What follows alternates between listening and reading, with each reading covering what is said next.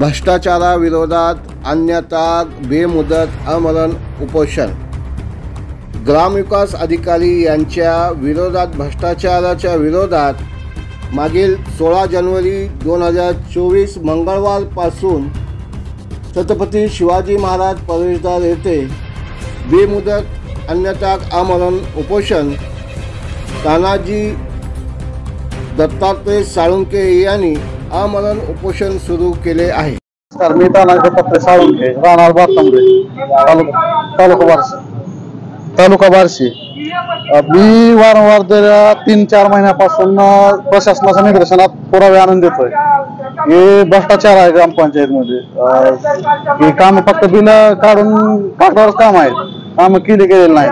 वारंवार निदर्शनात पुरावे देऊन देखील शासन कुठलीच कारवाई करत नाही। त्याच्यामुळे मी हा पाऊल उचललेला आहे। जोपर्यंत शासन आपल्याला प्रशासनाला जाग येत नाही तोपर्यंत मी माझा निर्णय ठाम आहे की आमरण उपोषण जोपर्यंत कारवाई होत नाही तोपर्यंत मी करणार आणि हे बेमुदत असेल। धन्यवाद। कुठला भ्रष्टाचार झाला तर काय? ग्रामपंचायतीमध्ये सार्वजनिक शौचालयासाठी आलेला निधी हा कागदावरचा आहे फक्त।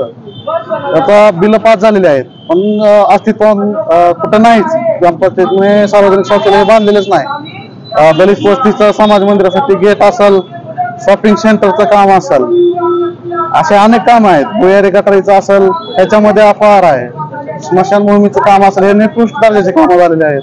काही कामामध्ये अपहार आणि काही कामे तर असे केलेलीच नाही तरी बिल उचललेले आहेत।